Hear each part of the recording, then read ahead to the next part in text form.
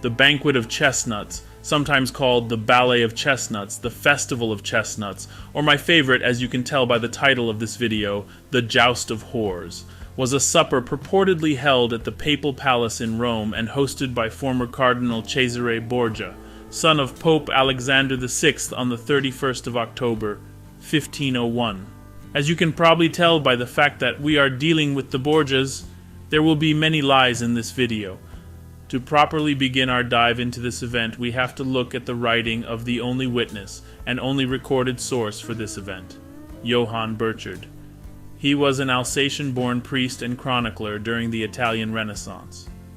He spent his entire career at the papal courts of Sixtus IV, Innocent VIII, Alexander VI, Pius III, and Julius II, serving as papal master of ceremonies.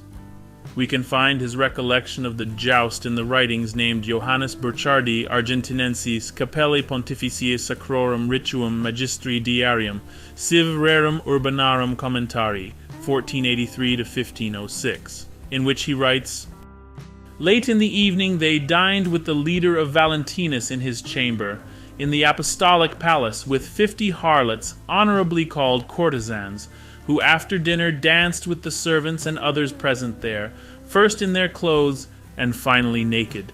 After dinner the candelabra with the burning candles were taken from the tables and placed on the floor, and chestnuts were strewn around, which the naked courtesans picked up, creeping on hands and knees between the chandeliers, while the Pope, Cesare, and his sister Lucretia looked on. Finally, prizes were announced for those who could perform the act, most often with the courtesans, such as tunics of silk, shoes, barrets, and other things." Please do note that this translation is a mix of a Latin online translator, the Wikipedia article, and my combined knowledge of Romanian and Latin. Despite this, I think the main idea was easily transmitted, and now we know what Burchard wrote. Many lies have been told about the Borgias, but one man would waste neither time nor money to bring to light more records of Pope Alexander VI. That man was Monsignor Peter de Roo. He was a Catholic priest known for his two works, History of America Before Columbus, and the 5-volume material for a history of Pope Alexander VI, his relatives and his time, where he corrects many misconceptions and outright lies about the Pope. But that's a different story. Let's look at what Monsignor Peter de Roo has to say about the writings of Burchard. And it is evident that Burchard was not an eyewitness of the orgy, and nowhere does he, in his long diary, write such foul matter. Nowhere does he, even from hearsay, report any occurrence apt to injure the good reputation of any of the Borgias. How could he here suddenly descend from his accustomed decent ways to the lowest rank of a filthy writer? How could he describe a scene calculated to ruin the character of all the Borgias at once? Burchard is certainly not himself on this occasion. It is no wonder, therefore, if every modern historian either denies or discusses the genuineness of this diary's passage. While Pastor believes it, and the whole outrageous story as found in Burchard's diary, to be a counterpart of the pretended carousal in Siena, which we have proved to amount to nothing and to be a slanderous forgery, he nevertheless acknowledges the whole affair to be probably exaggerated. Nay, Tuazny himself admits that many historians, little suspected of partiality towards Alexander VI, have refused to believe the tale L'Historiette on account of the scandalous immorality which it supposes, and for other reasons. Gregorovius, the bitter enemy of Pope Alexander VI and of all popes, strongly rejects the scandal of the 50 courtesans and calls it a fib and a worthless anecdote. Peter de Roo isn't the only one to paint the Borgias in a light that many never see. In The Life of Cesare Borgia by Raphael Sabatini, we learn that Lucretia Borgia was just getting married at that time to Alfonso d'Este and was preparing to leave for Ferrara. All that was written to Ferrara was in praise of her. In praise of her goodness and her modesty, her prudence, her devoutness, and her discretion, as presently we shall see. Raphael tells us, in the life of Cesare Borgia, we also learn that the Borgias were most hated in the cities of Venice, Naples, and Milan. From these cities, Raphael says, that the many stories about the Borgias started, This has nothing to do with the video, but I find the information funny. Going back to our main topic, Raphael presents us with two interesting things. Firstly, that if some of the audacious stories about the Borgia did happen, then the proof for them would be more widespread and not found only in the diary of Burchard. Surely Rome would speak non-stop about the blasphemous pope that turned God's house into a brothel. Secondly, Cesare Borgia was quick to anger when confronted with libel, going as far as cutting a man's hand and tongue for lying about him and his family. And this wasn't the only time he would act like this. On the other hand, Pope Alexander was a more patient man.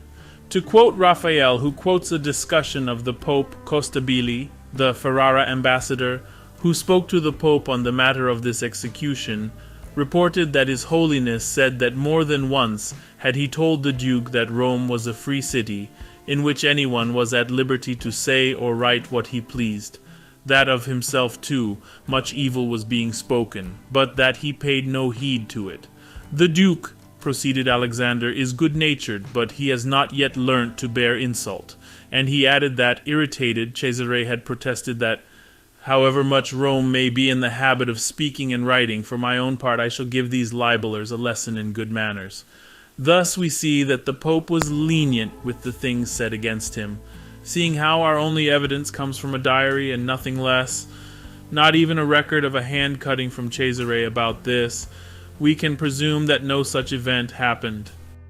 And here we are, Burchard wrote something in the 16th century, 3 centuries later Peter de Roo would rebuke them, and 1 century after that, we would be looking for the truth about this event.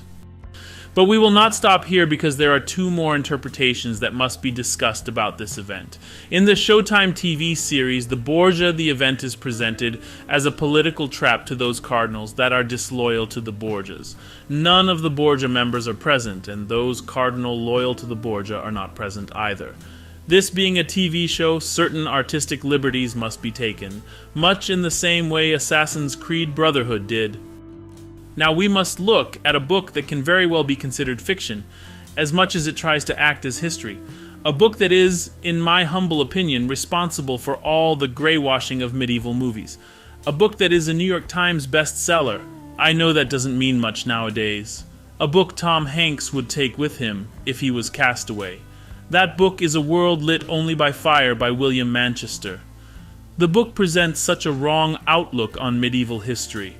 It follows the narrative that has been proven wrong, that the period after the fall of the Roman Empire was bleak, backwards, and stagnant. That's why I blame this book for all the gray and medieval shows. Jeremy Duquesne Adams, a historian and reviewer, had some pretty nice things to say about the book. This is an infuriating book. The present reviewer hoped that it would simply fade away, as its intellectual qualities, too strong a word, deserved. Manchester makes it clear in the early pages of this portrait that he had never thought much about the Middle Ages, only began serious reading while juggling a biography of Winston Churchill with some project involving Magellan, and was promptly horrified at what he discovered. The first of this book's 3 chapters is the shortest as well as the most directly concerned with the medieval mind. Chapter 2, The Shattering, is a lively, at times almost equally startling recasting of Will and Ariel Durant's Reformation, led our colleagues in that field, Rondre Comte. Chapter 3, One Man Alone, is about Magellan and apparently the point of this book. The preceding millennium serves as his context. Not surprisingly, Voltaire figures in the final pages. Some of the most gratuitous errors of fact and eccentricities of judgment this reviewer has read or heard in quite some time. Now that we have all this information out of the way, let's look at what William Manchester presents. Once he became Pope Alexander VI, Vatican parties, already wild, grew wilder. They were costly, but he could afford the lifestyle of a Renaissance prince. As Vice-Chancellor of the Roman Church, he had amassed enormous wealth. As guests approached the Papal Palace, they were excited by the spectacle of living statues, naked, gilded young men and women in erotic poses. Flags bore the Borgia arms, which appropriately portrayed a red bull rampant on a field of gold. Every fete had a theme. One, known to Romans as the Ballet of the Chestnuts, was held on October 30th, 1501. The indefatigable Burchard describes it in his diarium. After the banquet dishes had been cleared away, the city's 50 most beautiful whores danced with guests, first clothed, then naked. The dancing over, the ballet began, with the Pope and 2 of his children in the best seats. Candelabra were set up on the floor. Scattered among them were chestnuts, which, Burchard writes, the courtesans had to pick up, crawling between the candles. Then the serious sex started. Guests stripped and ran out on the floor where they mounted or were mounted by the prostitutes. The coupling took place, according to Burchard, in front of everyone present. Servants kept score of each man's orgasms, for the Pope greatly admired virility and measured a man's machismo by his ejaculative capacity. After everyone was exhausted, His Holiness distributed prizes: cloaks, boots, caps, and fine silken tunics.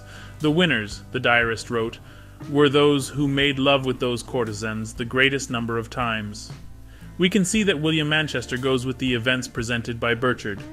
Leaving aside the apathy the book presents for medieval history, we have to look at William Manchester, a man that is a historian who takes only the most popular and most widespread interpretation of the event and presents it. Of course, he does so with little embellishments here and there, but nevertheless the way he treats it so superficially is vexing. When you add this to the rest of the book and its inaccuracies and hatred of medieval history, it all paints a macabre artwork of history. Meh, I really don't like this book. Don't like